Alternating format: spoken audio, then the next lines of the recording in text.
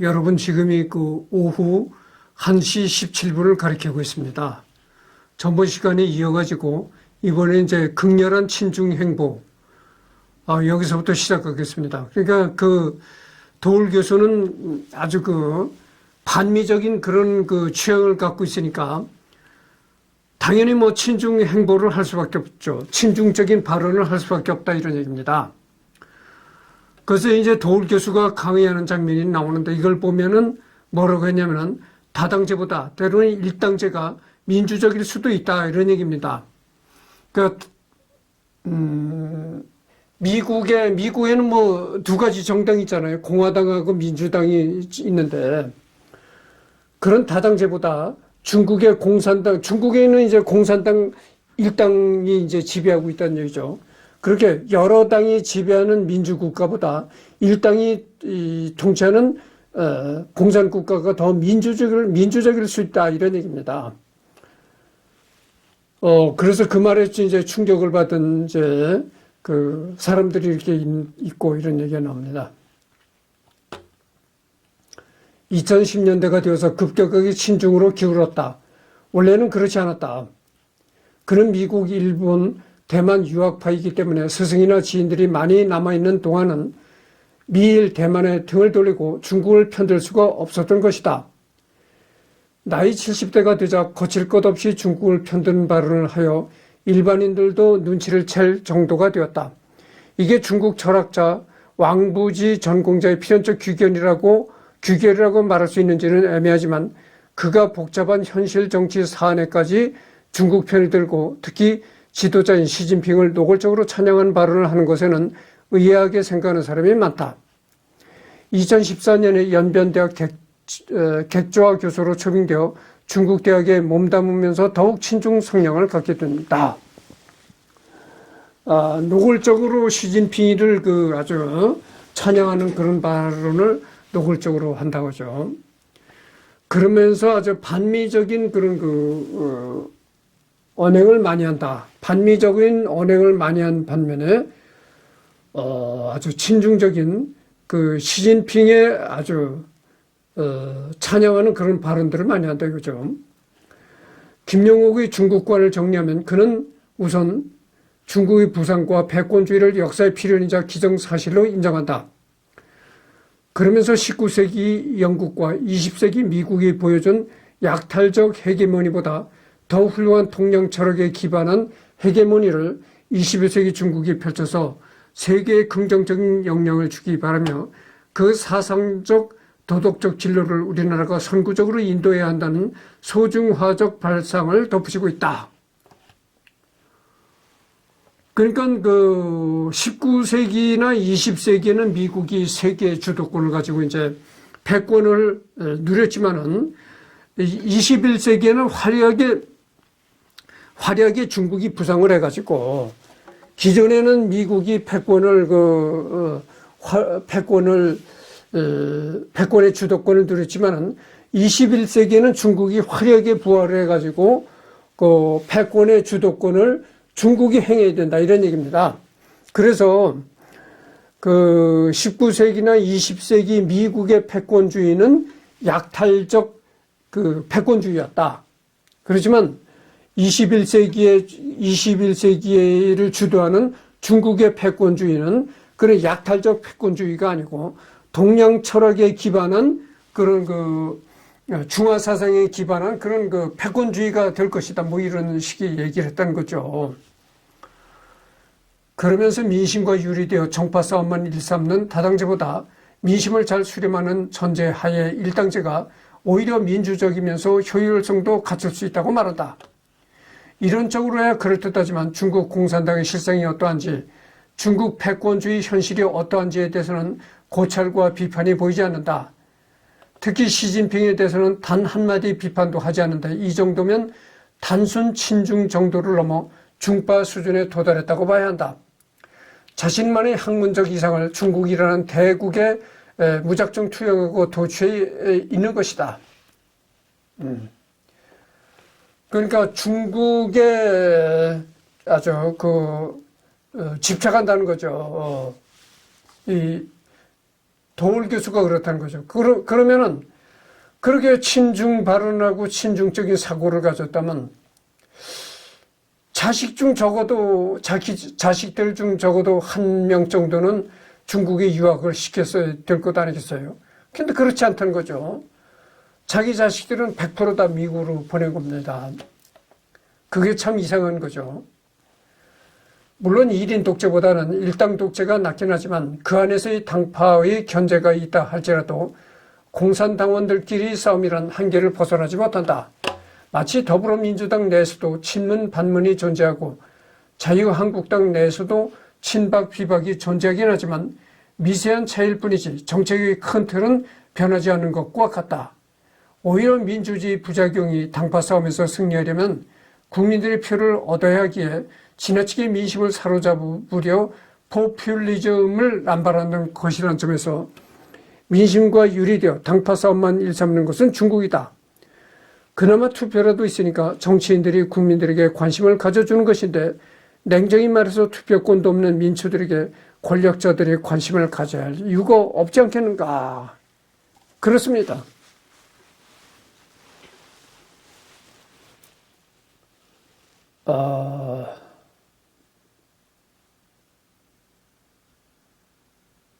투표권을 국민이 가질 때 그때 국민의 권한이 강해지는 겁니다. 여러분들 국민이 투표권이 없다고 해보십시오. 정치인들이 국민들한테 고개 숙일 일이 있습니까?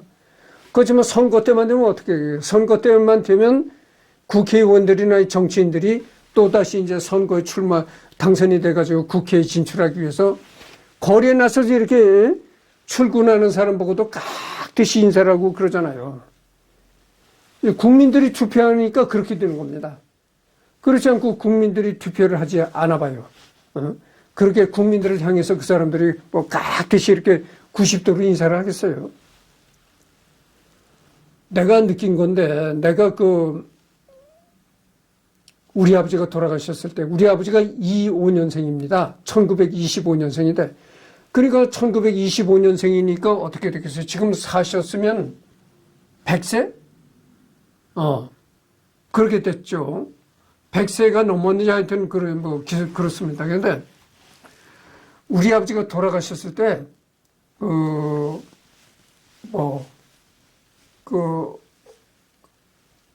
300객들이 왔는데, 보통 농촌에서야 보통 대부분 점포 입구들이 이렇게 오잖아요.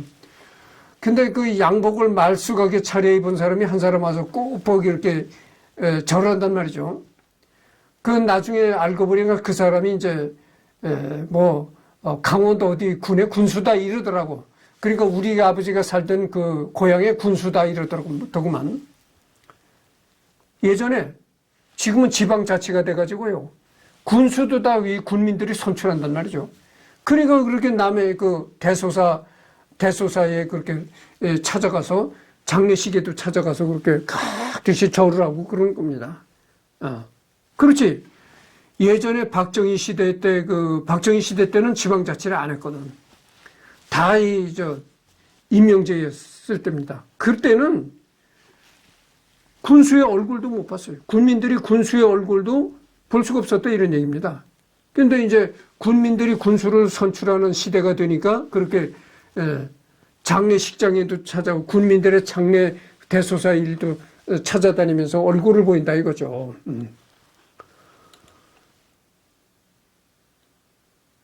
공산당 내부에서 파벌이 갈라져 서로 견제가 되는 것은 북한 같은 1인 독재에 비하면 그나마 낫긴 하지만 반대로 공산당 파벌 간에 서로 싸워 봐야 누가 이겨도 공산주의자이니 커다란 개혁이나 변화가 있을 수 없다. 민주국가에서는 다양한 정당이 존재하여 정권 교체가 일어나면 국가의 변혁이 일어나는 것과 대조된다. 민주국가에서 한 정당 안의 당대표 선거가 벌어지거나 어차피 정당의 기본 가치는 공유하기에 누가 당대표가 된다 한들 큰 의미가 없는데 중국 정치인들의 싸움은 그냥 공산당원 간의 파벌 싸움에 불과하다. 조선도 어차피 4대부 간의 싸움이었으니 조선시대의 당파 싸움은 일당 내의 파벌 싸움 수준이었으므로 중국에 비교되는 게 맞다. 아니 중국에서 그 선거로 인해서 서로 권력 투쟁을 해봐야 정권 교체라는 건 있을 수가 없는 거예요. 여러분 생각해 보세요. 일당 독재, 중국과 같은 일당 독재에서는 사람만 교체가 될 뿐이지, 사람만 교체가 될 뿐이지 당이 교체가 되는 게 아니잖아요. 그러나 우리 같은 우리나라 같은 그런 그 민주자유국가 선거는 완전히 사람만 교체가 되는 것이 아니고 당이 교체가 된다 이런 얘기죠. 그러니까 지금 더불어민주당이 집권을 하든 국민의힘이 집권을 하든 이 당 자체가 교체가 된다 이거죠. 그래서 선거를 하게 되면 정권이 바뀌게 되면 사람만 바뀌는 것이 아니라 당 자체가 바뀐다 이런 얘기죠. 그러나 중국에서는 당이 바뀌는 것이 아니라 사람만 바뀐다 이거죠. 그게 바로 일당 독재의 한계죠. 반면 민주국가에서 다양한 가치를 내세운 정당들이 서로 국민들의 선택을 받기 위해 경쟁을 벌이는 건 당파 싸움이 아닌 마치 대기업에서 서로 좋은 기술과 제품을 만들어 대중들의 선택을 받기 위해 경쟁을 하는 것처럼 대중들의 이익에 기여할 수 있다. 기술이든 제도든 경쟁을 통해 발전하기 때문이다. 더군다나 김영욱은 민심은 천심을 목놓아 외칠 정도로 국민의 여론으로 운영되는 민주국가를 추켜 세우는 사람인데 뜬금없이 다당제보다는 일당 독재가 나올 수 있다고 하니 정말 심오하게 민주주의 제도에 대해 알고는 하는 소리인지 의문을 갖게 한다. 평소에 그렇게 민심이 천심이 있다고 외친 사람이 어떻게 민심을 제대로 반영하지 못하는 일당 독재가 민주주의일 수가 있다 이렇게 얘기를 할 수가 있는 건지 참 의문이 된다 이런 얘기입니다. 중국인 최초의 노벨상 수상자였던 2010년 노벨 평화상 수상자인 인권운동가 류샤오보, 중국 민주화운동의 상징인 그가 수감 중이던 2017년 세상을 떠났을 때 전 세계에서 추모 물결이 일었지만 정작 도올 김영욱은 침묵했다. 민주주의 국가인 한국에서 유난히 난세의 경문처럼 민주화를 부르짖는 모습과 대조된다. 오히려 차이나는 도를 진행할 정도로 중국 통이라 중국의 실상을 잘 알고 있을 그가 중국 공산당 정권을 쉴드치는 모습을 보여 의아해 했던 사람들도 있다. 중국이야말로 민주화 운동이 절실한 곳이기 때문이다. 정작 한국에서 민주화 운동이 절실했던 6월 항쟁 때는 침묵을 지켰던 흑역사가 있는데 혹시 나중에 중국이 민주화되면 그제서야 중국에 가서 난세의 경문처럼 중국 인민들이여 거리로 뛰쳐나와 독재자와 맞서 싸우라 하면 뒷북칠지도 모를 일이다. 그래서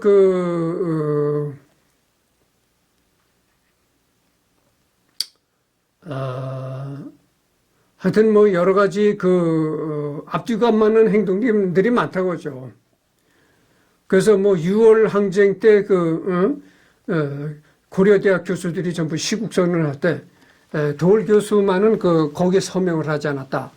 그랬던 사람이 그랬던 그런 적이 있던 사람이 그러게 맨날 민주주의를 외치고 이런다 이거죠. 그래서 여기에도 앞뒤가 맞지 않는 그런 행적이다. 이런 얘기입니다. 심지어 시진핑의 장기 독재가 사실상 불가능하다고 했다. 그러나 시진핑은 셀프 승인으로 장기 통치를 시작했다. 이쯤 되면 의도적으로 무시하고 있다고 밖에 못하는 상황이다. 그러다가 2018년 5월 4일이 되어서야 김어준의 뉴스 공장에 출연해서 시진핑이 진짜로 개헌할 줄 몰랐다. 난똥이 됐다라고 자신의 오판을 인정했다. 그러니까 도올 김영욱 교수는 이 좌파적인 그런 성향을 갖고 있으니까 김어준이하고도 아주 상당히 잘 통하겠죠. 김어준이가 그랬어요. 김어준이가 상당히 좌파적인 그런 속성을 가진 방송인이잖아요. 그리고 이제 중국이 세계 패권국으로서 도덕성은 시진핑의 독재 선언으로 박살났다라고 자아비판급 혹평을 내렸다. 견제와 균형이 없는 일당제가 얼마간은 효율적으로 굴러갔을지 몰라도 상식을 갖춘 일반인이라면 누구나 예견할 수 있는 독재와 전체주의라는 필연적 결과를 예견하지 못하고 뒤통수를 맞았다는 식으로 말한다는 것은 학자로서 소양이 부족하거나 시야의 객관성이 결여되어 있었음을 드러낼 뿐이다. 일당 독재가 과연 발전을 가져올 것인가? 그렇지 않은 거죠. 이거는 뭐 정치뿐만이 아니고요. 모든 이런 사회 시스템이 그러니까 건전한 경쟁자가 있어야 되는 겁니다. 그러니까 다른 말로 하면 선의의 경쟁자가 반드시 있어야 된다는 얘기죠. 그래서 이 철도도 보십시오. KTX가 이 철도를 고속철도를 독점하게 되면은 경영이 방만해지는 겁니다. 경쟁자가 없게 되면은 무사한 일에 빠져가지고 요금도 지 맘대로 막 올리고 이런 식으로 돼버리는 것이죠. 그러나 보시오. 경쟁자를 또 정부가 만들어줬잖아요. SRT. KTX 경쟁자를 SRT를 또 경쟁자로 붙여놨다는 거죠. 그러니까 너희들끼리 경쟁을 해라. 경쟁자가 생기니까 5만회 천 경영을 할 수가 없다. 100만원 경영을 할 수가 없다 이거죠. 그러니까 경쟁자가 그렇게 생기니까 KTX가 바짝 정신을 차릴 수밖에 없다. 그러니까 바짝 정신을 차리다 보니까 점점 더 이렇게 사회가 좋아진다 이런 얘기죠. 교통이 좋아지고 그래서 항시 독점 어느 한 당이라든지 어느 한 회사가 독점한다는 것은 반드시 좋지 않은 결과를 가져옵니다. 그래서 그 일당 독재 체제의 정치라는 것은 반드시 이렇게 좋지 않은 결과를 가져온다 이런 얘기죠. 중국의 개헌은 찬성률 99.8%로 통과됐는데 투표인단 2,964명 중 반대는 단 2표였다. 중국의 개헌은 찬성률이 99.8%라는 겁니다. 99.8%가 어떻게 됩니까? 거의 100%죠. 거의 100%. 그래도 중국이 중국 공산당이 조금이라도 양심이 있어가지고 100%라고는 못하고 100%라고 하기에는 너무나 참 낯이 뜨거운 일이니까 100%라고 하지는 못하고 조금 깎아가지고 이제 99.8% 지지율이 나타났다. 여러분, 선거를 해서 99.8%의 지지율이 나타난다는 것은 이것은 정말 공산국가에서나 나올 수 있는 얘기입니다. 어떻게 선거에서 99.8% 지지율이 나옵니까? 이게 정말 공산국가에서 나타나는 허구성이라는 얘기죠. 그 투표인단 2,964명 중 반대표는 딱 2표였다 이런 얘기죠. 그래서 좀 얘기가 길어지더라도 내 얘기를 들어보십시오. 중국에서 지금 이 유튜브를 보면은 경제 전문가들이 하나같이 하는 얘기가 중국이 경제가 몰아가고 있다. 무섭게 무추락하고 있다. 이제는 몇 천조 아니라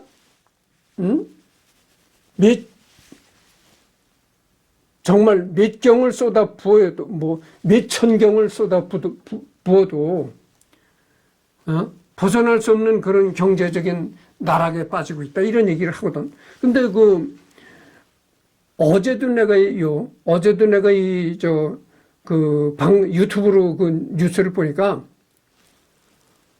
이 농민공들이 농촌에서 올라와서 도시에서 이제 공장 다니면서 도시 생활을 영위하는 농민공들이 공장에 나가서 일했는데 이 봉급이 안 나온 거야. 그러니까 이 봉급으로 먹고 살던 근로자가 어떻게 되겠어요? 10달, 5달 막 봉급이 밀리니까 봉급이 안 나오니까 전부 봉급을 못 받은 근로자들이 전부 거리에 나서가지고 이제 시위를 하는 거야. 시위를 하니까 이제 경찰들이 나와서 시위를 못하게 막으니까 내가 내 돈을 달라고 하는데 니들이 왜 이 시위를 막느냐. 이래가지고 막 그 농민공 아내가 막 이 경찰의 이 시위를 진압하는 경찰의 바지가랑이를 붙잡고 막 길가에 쓰러진 거야. 쓰러지고 엉엉 울면서 내가 일한 내 돈을 달라고 하는데 왜 나를 경찰이 나와서 이러냐. 이러면서 막 통곡을 하고 막 땅바닥에 대걸룩을 부르는 거야. 오죽 그 급했으면 그런 상황이 벌어지겠어요. 지금 중국은 뭐 시골도 그렇지만 특히 베이징이나 상하이도 지금 무너지고 있다는 겁니다. 심각하다는 거예요. 중국 경제가. 그래서 이 중국이라는 나라가 그렇게 중국 경제가 그렇게 심각해지는 나라로 빠져들고 있는데도 시진핑이가 지금 하고 있는 걸 보면은 상당히 그래도 그렇게 중국 경제가 그렇게 몰락의 길을 가고 있는데도 통계 수치를 보면 언제나 해마다 5%씩 경제가 상승한다고 이렇게 발표가 된다는 겁니다. 이것이 바로 이런 게 공산주의예요. 그렇잖아요. 무작정 통계도 이제 부풀리고 거짓으로 부풀리고 이런단 말이죠. 위에서도 지적했듯 어려운 예측도 아니었고 그냥 뉴스 좀 보는 정도의 소양만 갖춰도 충분히 예측할 수 있는 내용이었다.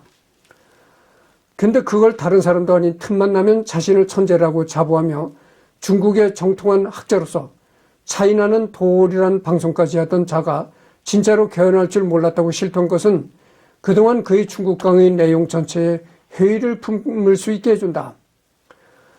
방송에서 자신있게 일당제가 민주적일 수도 있다고 중국을 추켜 세우는데 현실은 무려 13억 인구의 독재, 지금은 뭐 한 15억 정도가 된다래요. 중국 인구가. 엄청나죠. 15억이니까. 이 중국의 인구가 말이죠. 이 서양의 유럽 전체의 인구보다도 약간 많다고 그래요. 그러니까 이게 얼마나 중국이 참 대국인가 알 수 있는 거죠. 15억이라는 인구가 이거 참 상상하기 어려운 인구입니다. 독재자를 막는 안전장치인 연임 제한을 100%에 육박하는 찬성률로 단숨에 개헌할 수 있는 비민주적인 나라임이 입증되었다. 대체 그동안 김영옥이 중국으로부터 뭘 배우고 공부한 건지 의심이 될 수 있는 대목. 그래서 이런 얘기, 지금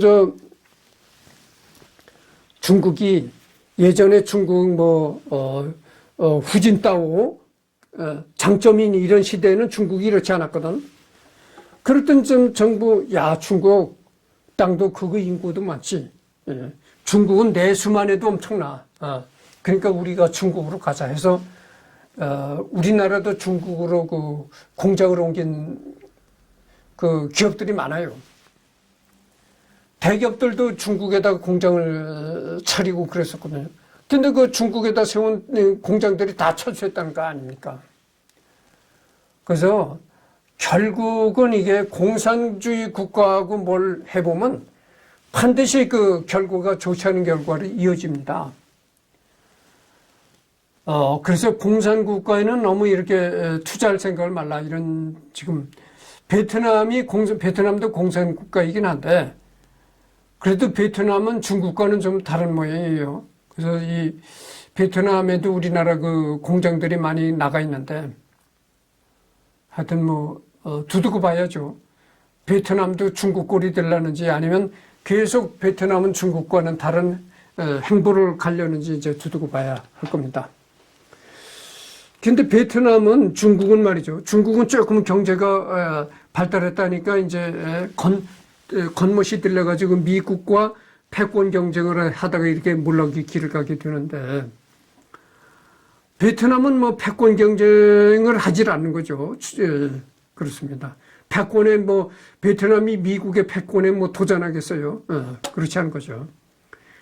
민심과 유리되어 정파 싸움만 일삼는 다당제보단 민심을 잘 수렴한 일당제가 더 민주적이고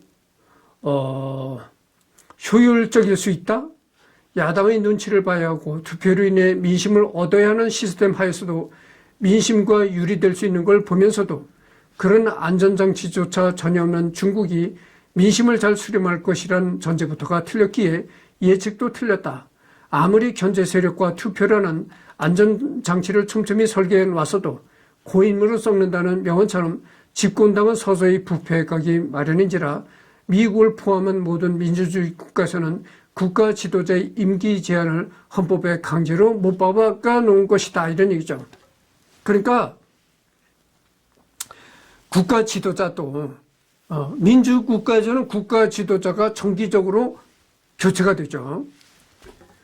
근데 중국에서도 강택민, 장쩌민까지만 해도 10년에 한 번씩 지도자가 교체가 됐단 말이죠. 근데 시진핑 시대 와가지고는 이제 평생 해먹는 그런 시대로 돌입했다고 하는데, 그래서 여기 보면 이 고인물은 반드시 썩게 된다 이런 얘기죠. 그러니까 한 사람이 계속 정권을 잡고 일생 동안 해먹게 되면은 여러 가지 사회적으로 부패 현상이 발생하고 안 좋은 점이 생긴다 이거죠. 그래서 지도자는 정기적으로 이렇게 물갈이를 해야 된다 이겁니다. 정기적으로 교체가 되어야, 그래야 제대로 된 국가가 제대로 흘러갈 수 있다 이런 얘기입니다. 물론 일당제의 장점은 효율성이라서 훌륭한 지도자가 나온다면 빠르게 경제 성장과 기반을 다져가는 게 장점이긴 하나, 지금 이 순간도 그 유능하다는 엘리트 관료 집단이 특유의 폐쇄성과 경직성, 안일함으로 우리에게 매일같이 세금 도둑이라 까이고 있는 마당에 그런 강건성세의 지속 가능성을 순진하게 믿을 사람이 얼마나 될까? 이런 관료제와 엘리트주의 약점을 보완하기 위해 궁극적으로 민주주의를 채택하게 되는 것이며, 한국도 그 과정을 밟았을 뿐만 아니라 무엇보다도 1인 독재 북한이 80년대 이후 철저히 몰락하는 걸 눈으로 보고 있기에 한국인들은 중고딩만 돼도 이런 점을 너무도 잘 알고 있다. 북한을 봐라. 북한은 뭐 대대로 백두혈통이 이어가면 통치를 하고, 김정일은 김일성이 죽을 때까지 해먹었지. 그 다음에 김정일이가 또 죽을 때까지 해먹었다. 그 다음에 김정은이가 또 죽을 때까지 해먹었다.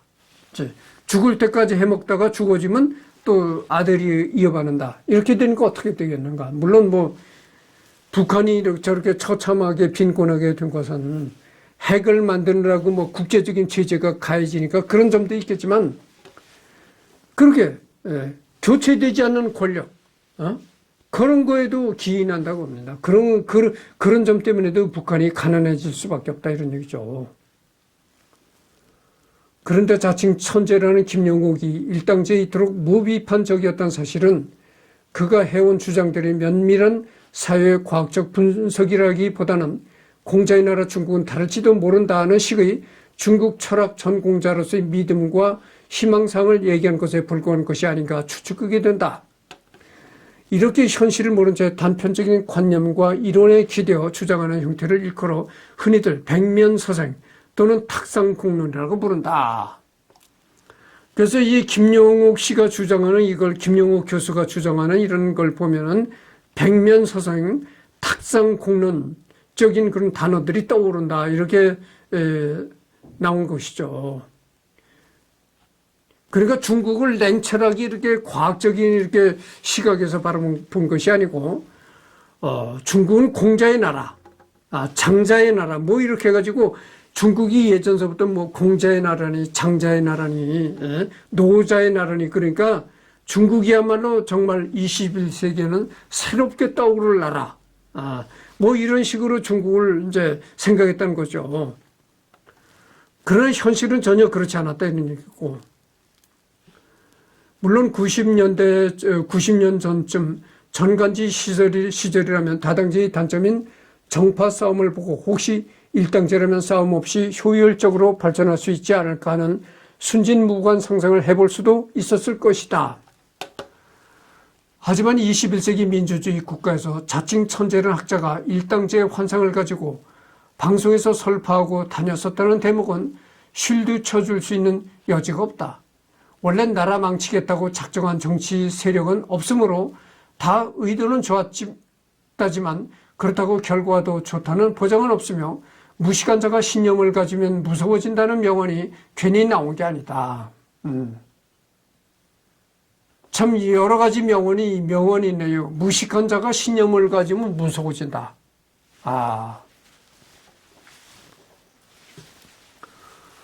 그러니까 이 비판이란 얘기가 그래서 중요한 겁니다. 그러니까 비판이 이제 건전한 비판은 보장이 된다는 얘기죠. 그래서 이 신념을 가지면 말이죠. 남의 비판을 전부 남의 비판에 귀를 기울이지 않는 옹고집적인 신념, 이것이 참 무섭다 이거죠.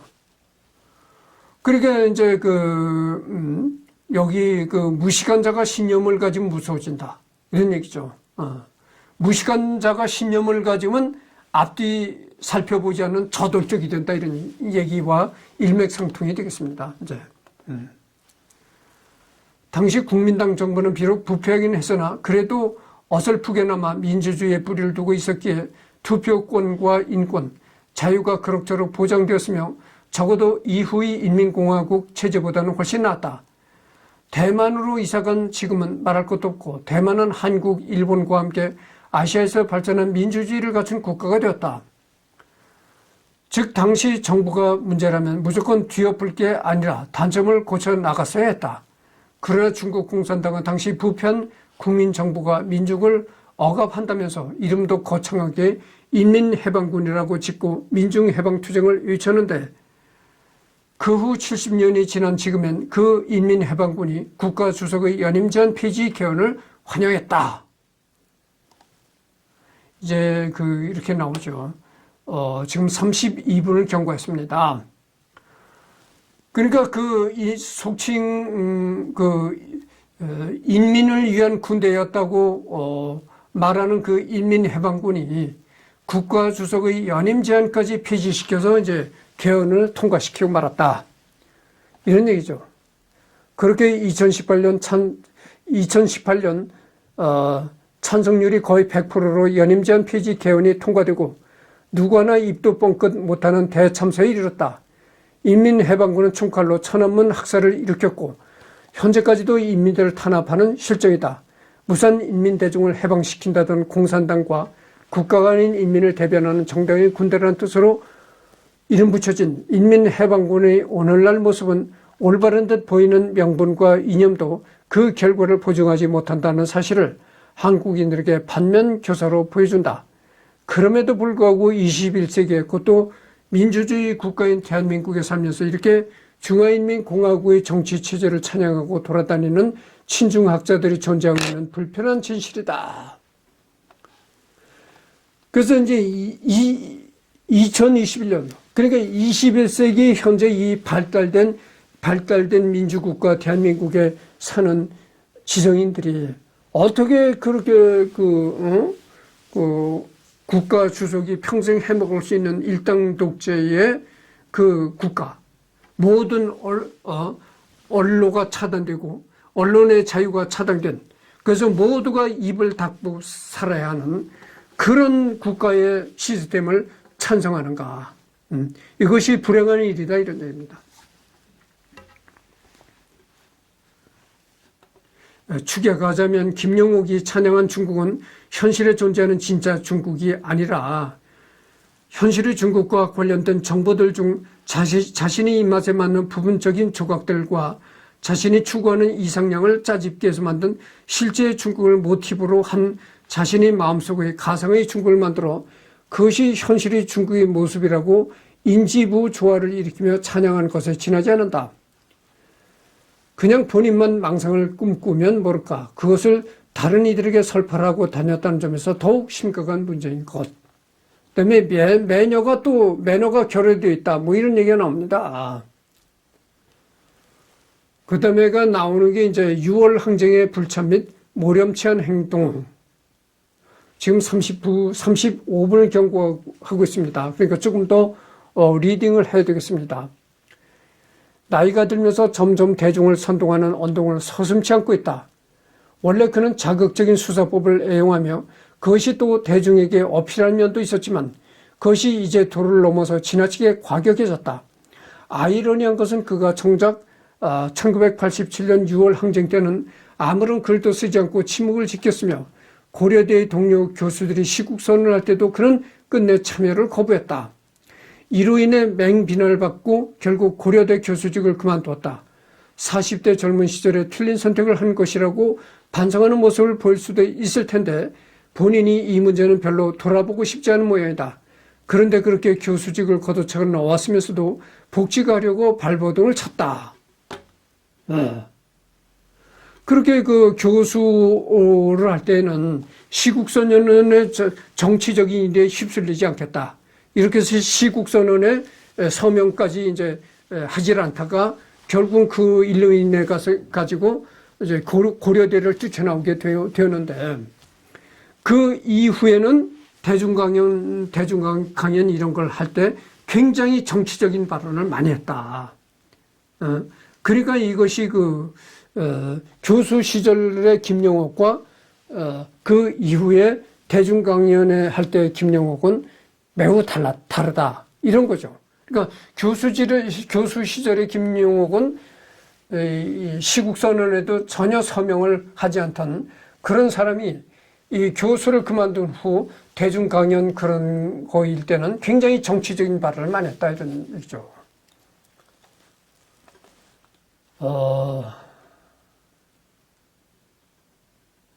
그래서 이제 그 교수직을 자진해서 그렇게 고려대를 나왔는데 그 이후에도 그 김영옥 교수는 고려대 교수직에 대한 미련이 상당히 많았던 모양이에요. 사실 뭐 고려대 교수라면 상당히 우리나라의 최고 대학이잖아요. 최고 대학의 교수를 지낸다는 게 얼마나 영광입니까? 그렇잖아요. 여러분들 공부를 많이 했다고 무조건 그 고려대 교수가 될 수 있는 게 아니거든. 고려대 교수가 된다는 것은 공부를 많이 한다고 무조건 될 수가 있는 문제도 아니고 상당히 그 선택을 받았다. 이렇게 말할 수밖에 없는 거거든. 아주 선택을 받은 인간이다. 이렇게 말할 수밖에 없거든. 그렇게 선택을 받은 사람만이 할 수 있는 고려대라는 교수를 뛰쳐나왔으니 얼마나 미련이 있겠어요. 그래서 아직도 이 고려대를 그만두고 나왔다는 그런 회한이 아직도 이 도올 교수에게 마음속 깊은 곳에는 아직도 남아있는 모양이에요. 그런 회한이. 그런 고려대 교수직을 무조건 뛰쳐나왔던 그런 회한 때문에 고려대를 아직도 좋지 않게 생각하고 있는 모양이에요. 확실히는 모르지만. 근데 그렇잖아요. 내가 도올 교수님의 속마음을 어떻게 알겠습니까? 짐작해서 말할 뿐이죠. 그렇지만, 이런 말 있잖아요. 사랑하기 때문에 미워한다. 이런 얘기 있습니다. 그래서 사랑과 미움은 종이 한 장 차이다. 사랑하기 때문에 미워할 수밖에 없다. 이런 얘기 했잖아요. 그래서 고려대 교수직을 뛰쳐나온 데에 대해서 회한이 있기 때문에 고려대를 미워할 수밖에 없다. 그래서 지금은 그 도올 교수님은 고려대를 별로 안 좋아한다는 것이죠. 그래서 이제 다음에는 지금 40분을 경고했는데요. 다음에는 이 집회중 무단 난입에 관해서 이제 하도록 하겠습니다. 상당히 분량이 많습니다. 그래서 계속 하다 보면은 끝날 날이 있으리라고 생각합니다. 그래서 지금이 휴일이고 또 지금이 한 4분 전 2시 정도뿐이 안 됐네요. 그러니까 오후 늦게라도 또 한 번 정도 더 녹화를 할 것입니다.